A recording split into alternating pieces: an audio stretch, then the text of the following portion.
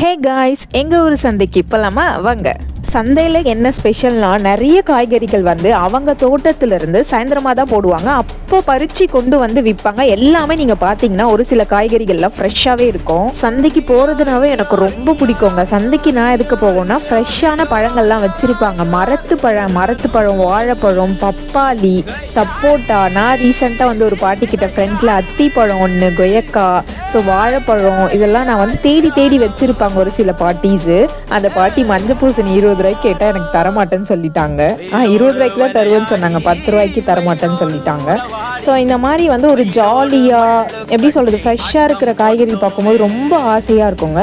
நீங்களும் உங்களுக்கு முடிஞ்சால் உங்கள் வீட்டு பக்கத்தில் இல்லை உங்களுக்கு டைம் கிடைக்கும் போது இந்த மாதிரி சந்தை எங்கேயாச்சும் போட்டாங்கன்னா போயிட்டு காய் வாங்கியிருக்கீங்களா, அதோட எக்ஸ்பீரியன்ஸ் எப்படி இருக்குன்னு கமெண்ட்டில் சொல்லுங்கள். எப்போயாச்சும் லைஃப்பில் டைம் கிடைக்கும் போது இந்த மாதிரி சந்தைக்கு போயிட்டு காய் வாங்கி பாருங்கள். நல்ல ஒரு எக்ஸ்பீரியன்ஸாக இருக்கும். இந்த மாதிரி இயற்கை சார்ந்த அப்டேட்ஸ் எல்லாம் என்னோட சேனலை மறக்காமல் ஃபாலோ பண்ணி